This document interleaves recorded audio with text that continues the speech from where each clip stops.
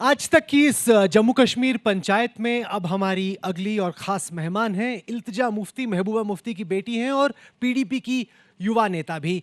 इस चुनाव में अपना पॉलिटिकल डेब्यू कर रही हैं, पहली दफ़ा चुनाव लड़ रही हैं। इल्तिजा जी, स्वागत है आपका हमारे मंच पे। कितना खूबसूरत ये नज़ारा है जहाँ पे हम बैठे हैं। आपका ये चुनावी डेब्यू है, पहली दफ़ा आप चुनाव लड़ने जा रही हैं। अब तक आप पर्दे के पीछे अपनी मम्मी की मदद करने की कोशिश कर रही थी। बैकरूम स्ट्रेटजी करने में और खुद अपने लिए लोगों से वोट मांगने में आप क्या फ़र्क पा रही हैं? बहुत फ़र्क है, लेकिन मैं यहाँ मम्मी मम्मी करने नहीं आई हूँ। मेरी अपनी एक आइडेंटिटी है, मेरी अपनी एक पहचान है। एंड मैं आपके साथ बहुत ऑनेस्ट होना चाहती हूँ। मैं मीडिया में पिछले 5 साल से हूँ, जब से आर्टिकल 370 हटा, और तब महबूबा जी की पॉपुलैरिटी थोड़ी कम थी, लेट्स बी ऑनेस्ट। तो लोग मुझे जानते हैं एज इल्तिजा, और उनको बहुत सारे लोग, जब मैं कैंपेनिंग करती हूँ, वो कहते हैं ये वोट आपकी पार्टी के लिए नहीं है, ये वोट आपके लिए है, क्योंकि हम आपको पसंद करते हैं। तो मेरी भी एक आइडेंटिटी है, मेरी भी एक पर्सनालिटी है।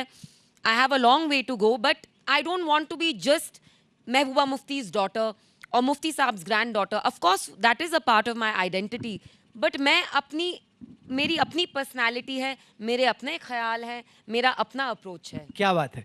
तो क्या है आपकी पर्सनैलिटी? क्या है आपके ख़्याल? क्या है आपका अप्रोच? मेरा ये ख्याल है कि जो जम्मू कश्मीर का लार्जर इशू है, उसको रिजॉल्व करने के लिए आप election election election, no single election has resolve the issue of Jammu and Kashmir. And मैं आपको एक दूसरी चीज़ बताती हूँ। मुझसे बहुत सारे जर्नलिस्ट पूछते हैं कि आप जब लोगों में जाती हैं, आप वोट मांगती हैं, तो आप किन चीज़ों पे वोट मांगती हैं।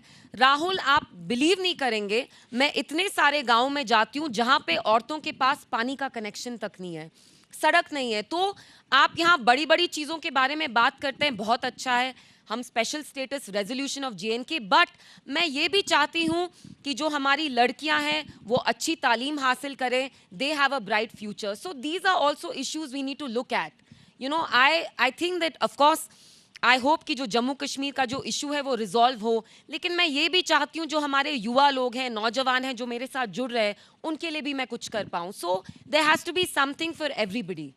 आपने कहा कि आप केवल एक और बेटी। आपने पर्सनालिटी का पूछा, तो मैंने महबूबा जी से लुक्स ही नहीं इनहेरिट किए हैं, बाकी थोड़े ट्रेट्स भी इनहेरिट किए हैं। मेरी मदर बहुत ज़िद्दी हैं, तो उनकी ज़िद मैंने इनहेरिट की है। मैं खून से ज़िद्दी हूँ, मैं किसी का नहीं मानती हूँ, मैं थोड़ी दबंग टाइप भी हूँ, मुझे डर भी नहीं लगता। लेकिन महबूबा जी थोड़ी ज़्यादा इमोशनल हैं, मैं स्ट्रेटिजिक हूँ, मैं कैलकुलेटिव हूँ। वो कहती है तुम मुंशी जी हो, तुम सब कुछ नाप तोल के करती हो, लाइफ ऐसे नहीं चलती है। तो मेरी अपनी पर्सनालिटी भी है, which I hope people will discover as the years go by. हमने कल महबूबा जी का इंटरव्यू किया जिसमें मैंने आपके बारे में उनसे पूछा और कहा कि आप उनको गाइड कर रही हैं, वो तो आपकी सुनती होंगी। उन्होंने कहा नहीं, वो मेरी बिल्कुल नहीं सुनती, वो अपना नहीं, करती हैं, अपने मन से सोचती हैं। हाँ बिल्कुल।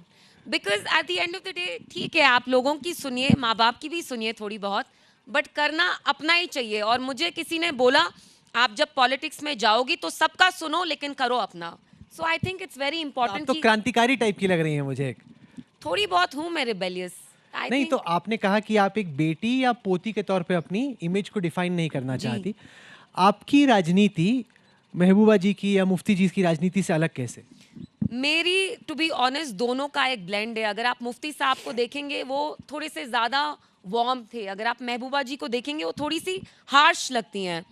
एंड आई थिंक मुफ्ती साहब पूरा वो देखते थे, महबूबा जी थोड़ा इमोशंस में आके, जज्बात में आके कभी कभी थोड़ा वो बह जाती हैं। आप देख लो क्या बोल रहे हो, इसके बाद आपको घर भी जाना है भाई, मम्मी मिलेंगी वहां नहीं, पे। आजकल हम सेम वो घर में नहीं रह रहे हैं, तो आई एम फाइन, मुझे मार नहीं पड़ेगी घर जाके।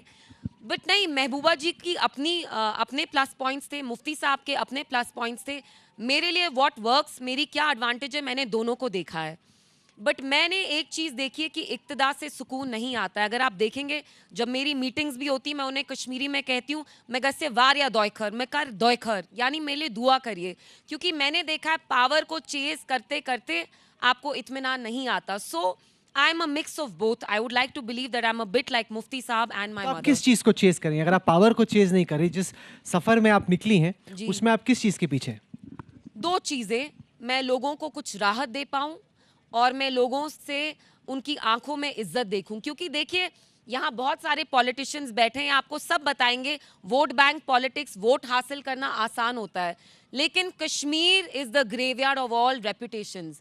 जब यहाँ कोई लीडर दफन किया जाता है, खुदा ना खास्ता रेपुटेशन भी दफनाई जाती है। बिकॉज कश्मीर में पॉलिटिक्स में रहना, सियासत में रहना, गालिब ने कहा है कि इश्क आग का दरिया है। मुझे लगता है जम्मू कश्मीर में सियासत आग का दरिया है, यहाँ सब कंज्यूम हो जाते हैं। तो मेरा यही एफर्ट रहेगा कि लोग मुझे मतलब समझें, मिसअंडरस्टैंड नहीं करें। प्यार बहुत बड़ी चीज़ है, अगर वो मुझे प्यार देंगे तो सर आंखों पे, लेकिन मेरी इज्जत करें। मेरे लिए इज्जत मैटर्स द मोस्ट। क्या बात है, जज्बा तो आपका अच्छा है। लेकिन मैं जानना चाहता हूं कि इस इलेक्शन में जी, आपका एजेंडा क्या है, खास तौर से जम्मू कश्मीर के यूथ के लिए आपका क्या मैसेज है? आपके हिसाब से आपकी पार्टी को या आपको वो वोट क्यों दें?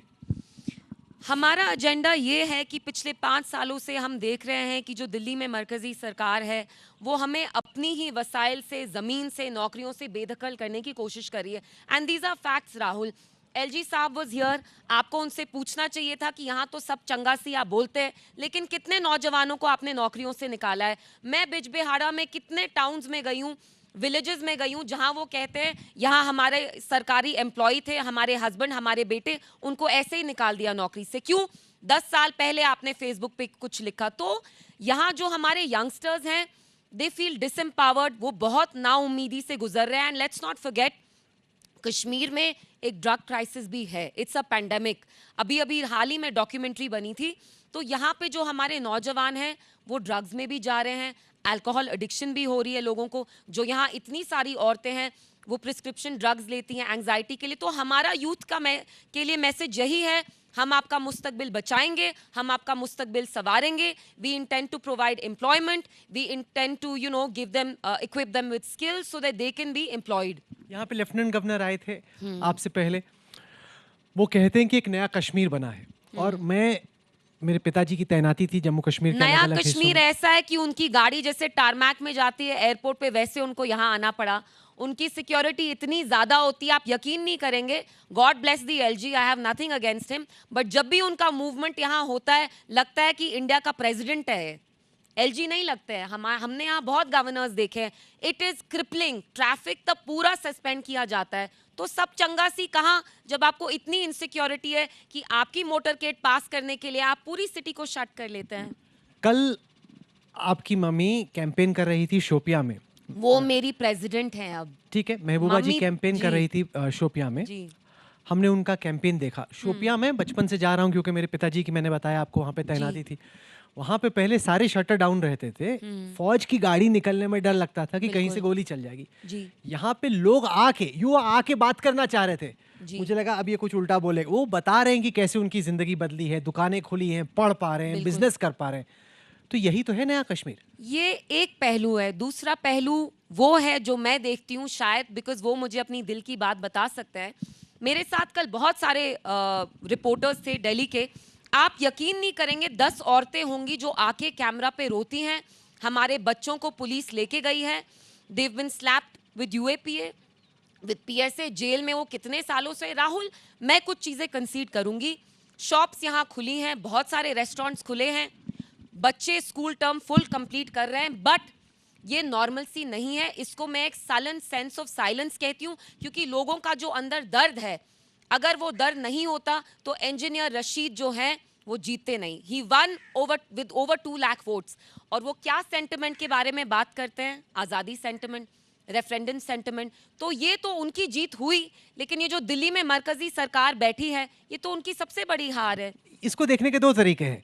एक तो ये कि आप दिल्ली की सरकार की हार बोल रही हैं, दूसरा ये आपकी पार्टी की सोच और आपके पार्टी के आपके लोगों से डिस्कनेक्ट का नमूना है। प्रो इंडिया है, जो प्रो इंडिया है, आप देखिए नॉर्थ में उनने अपना कैंडिडेचर फॉर्म आई थिंक 12 दिन पहले फिल किया, और क्या लहर मची। मतलब मैं साउथ कश्मीर में जाती थी, वहां औरतें प्रेशर कुकर कहती थी, लेकिन ऑफ कोर्स अब उनको बेल मिली।